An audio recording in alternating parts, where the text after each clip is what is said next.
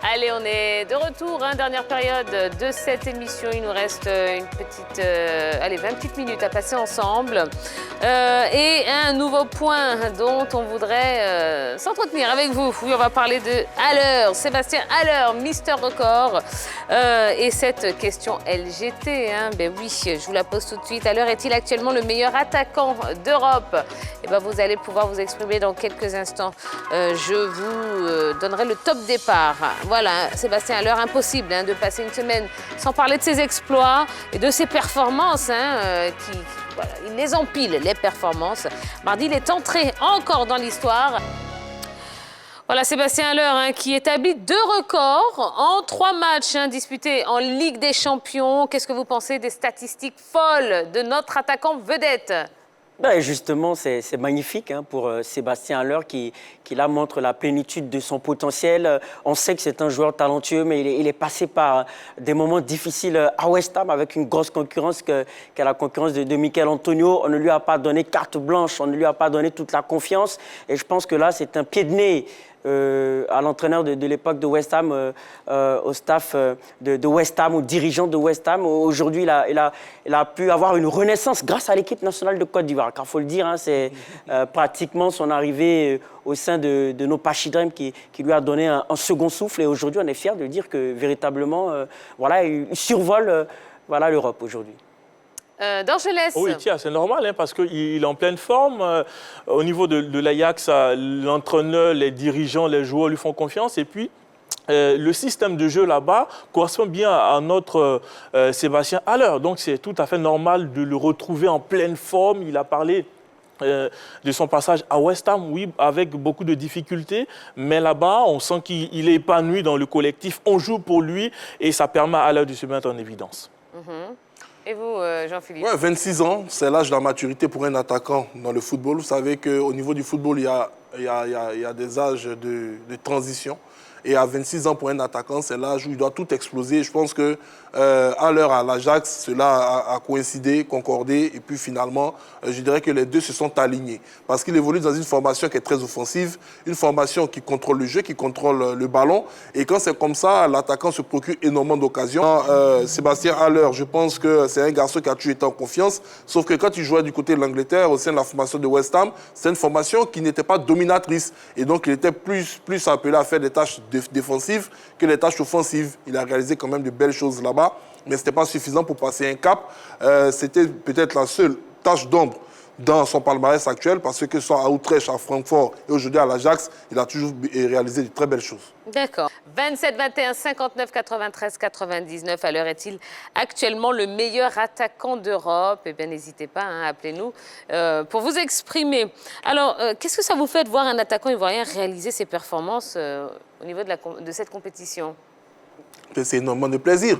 Et tout à l'heure, dans l'élément, on a pu l'entendre, ce sont 2 Africains qui composent les 2 premières places, Haller à 6 buts et Mohamed Salah à 5 buts. Il y a depuis un certain moment, depuis, je dirais, l'époque de Drogba, il y a Samuel Eto'o. On ne voyait pas beaucoup d'attaquants africains composer les meilleures places au niveau de la Champions League européenne. On regarde même au niveau de la liste des 30 joueurs sélectionnés pour le Ballon d'Or, il n'y a qu'un seul Africain en tant que joueur qui est Mohamed Salah. Je pense qu'avec ce que Haller est en train de réaliser aujourd'hui, il y a des fortes chances que l'année prochaine, s'il reste sur les mêmes indices, on puisse l'avoir au niveau au moins des 30 meilleurs joueurs du monde. Et c'est une très bonne chose. Et puis également, ça remet la Côte d'Ivoire dans le lot des formations encore plus à craindre sur le continent, parce qu'on sait que ce qui nous a manqué ces dernières années, c'est un véritable finisseur. Les différents entraîneurs ont essayé plusieurs scénarios possibles, et malheureusement, ils n'ont pas réussi à trouver la pelle rare, à leur arriver au bon moment, et ils facilitent la tâche quand même à Patrice Baumel. Oui, ça fait plaisir, parce que, comme il l'a dit, ça date, le fait de voir un attaquant ivoirien planer comme ça sur l'Europe. Faut remonter à Didier Drogba, donc ça fait plaisir de voir Sébastien Haller aussi prospérer. Et ce qui est bien, c'est que voilà, il arrive à avoir sa particularité avec son grand gabarit, sa grande taille. Il arrive tout de même à avoir une efficacité, pas seulement dans les duels aériens, mais aussi dans ses finitions. Donc c'est très bien. D'accord. Bon, voilà, j'avais envie de vous poser cette question. Dans l'ombre à West Ham, est-ce que le choix du retour à l'Ajax, où il compte aujourd'hui 25 buts, 11 passes décisives en 36 matchs, a été un bon choix pour lui? Bien sûr, ça a été un bon choix parce que la preuve, lorsqu'il arrive, on lui donne la confiance nécessaire. David Moyes n'avait pas donné cette confiance-là, même si Jean-Philippe a évoqué le fait que West Ham n'était pas une équipe assez offensive. C'est vrai, mais il a manqué clairement de confiance. David Moyes lui a préféré très souvent Mikel Antonio dans une bonne dynamique au sein de l'équipe nationale de Côte d'Ivoire, ce qui lui a permis d'asseoir encore cette confiance psychologique-là pour pouvoir montrer toute l'étendue de son talent. D'accord. Monsieur Kouadio nous appelle de San Pedro. Bonsoir, Monsieur Kouadio. Bonsoir, Madame Tia. Comment allez-vous? Ça va bien. D'accord. Alors, Monsieur Kouadio... Oui? Ouais, je voulais vous remercier pour votre émission, qui est quand même une émission intéressante. Merci beaucoup. Mais concernant Sébastien Haller, Oui. il n'est pas, à mon avis, il n'est pas le meilleur attaquant d'Europe. D'accord. Mais il est parmi les meilleurs. Ça, c'est déjà intéressant. Oui. Mais ce que vous avez... un collègue qui a une moustache là, qui n'est pas là aujourd'hui, là. Comment il s'appelle là? Lui qui a une moustache là, il avait un moment fait une remarque pour dire que lorsqu'il était en Angleterre, il n'était pas heureux. Et il avait fait une... Henri Jo, peut-être, oui. Voilà, Henri Jo. Il avait fait une très bonne remarque. Effectivement, on a senti que lorsqu'il est arrivé à Ajax, il est heureux. Oui. Et je voudrais, à travers cela aussi, dire que l'équipe nationale permet de relancer les joueurs. Par rapport à... Il y a quelqu'un qu'on a appelé tout récemment qui n'est pas parti. Si vous prenez même, vous allez un peu plus loin, vous allez voir même que Didier Drogba, lorsqu'il est venu en équipe nationale, ça a augmenté sa cote de popularité. Donc pour vous, le fait de venir jouer pour les éléphants, ça a été déterminant dans sa carrière? Très, très déterminant. C'est très important de venir, quand on vous appelle pour venir jouer en équipe nationale, ça vous relance. Parce que vous pouvez avoir même des problèmes au niveau de vos clubs, mais lorsque vous arrivez en équipe nationale, que vous avez la confiance de l'entraîneur et que ça va, forcément, ça vous relance. Et moi, je suis totalement fier de ce joueur. Oui. Il a accepté de venir jouer pour notre pays parce que n'oublions pas qu'il avait déjà joué en équipe de jeunes avec la France. Absolument. Il pouvait choisir.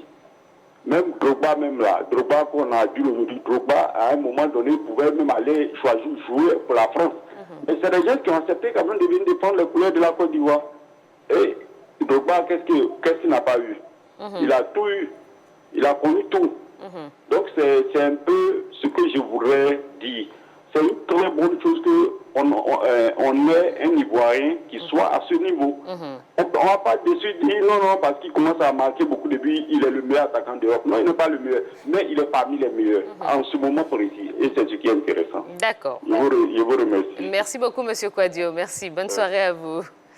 Alors, pour rebondir sur ce que Monsieur Kouadio disait, vous pensez que son choix pour la sélection ivoirienne a été déterminant, sachant qu'il y avait quand même la France qui était derrière lui? Non, il faut remettre les choses un peu, resituer les choses un peu dans leur contexte. Vous savez, Sébastien Haller, il a fait, comme l'a si bien dit l'interlocuteur tout à l'heure, toutes les classes de jeunes en équipe de France. Ça, c'est le premier élément.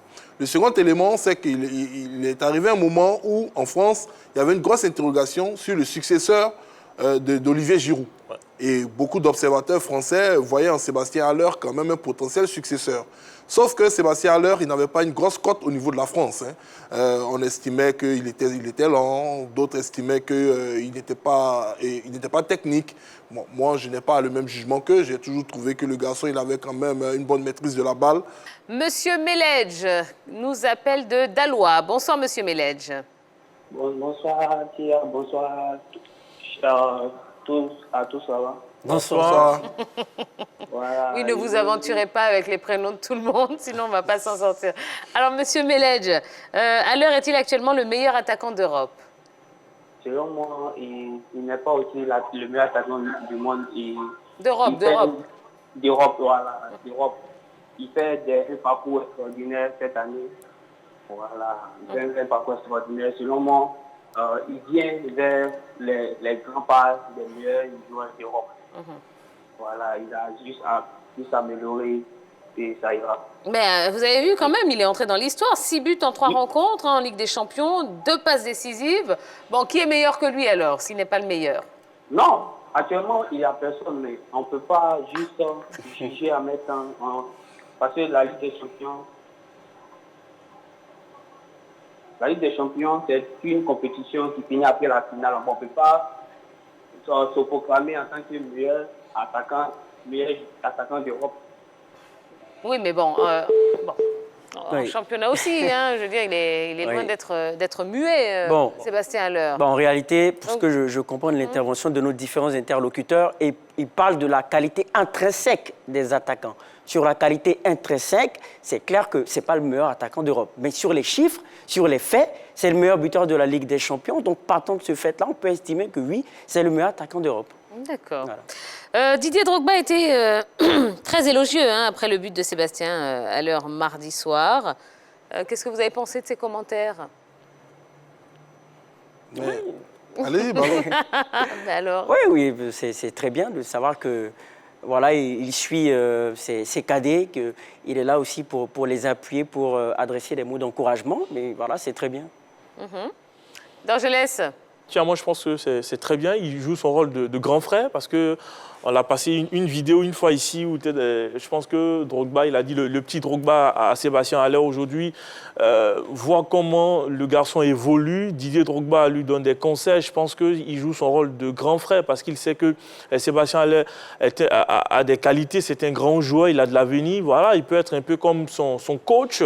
De temps en temps, lui envoyer quelques messages pour permettre à Haller quand même de pouvoir hausser et puis monter son niveau de jeu, parce que c'est aussi ça la marque de fabrique des grands attaquants. À un moment donné, il faut aller chercher au plus profond de soi pour aller quand même chercher des titres et puis essayer de battre des records. C'est très important. En ce moment, ce qu'il est en train de faire, c'est pas mal, mais je pense que quand Drogba vous donne des conseils, ça veut dire que, attention, faites ça chaque semaine. Et Thia, ce qui est intéressant, il faut souligner que Sébastien Haller, en ce qui concerne le choix de la sélection ivoirienne, Sébastien Haller et Didier Drogba ont cette similitude-là, parce que Didier Drogba aurait pu jouer aussi pour la France, mais il a préféré jouer pour la Côte d'Ivoire. Donc à ce niveau-là, il y a des similitudes. Je pense que Didier Drogba, peut-être, a compris qu'il avait là un héritier sur lequel il pouvait miser.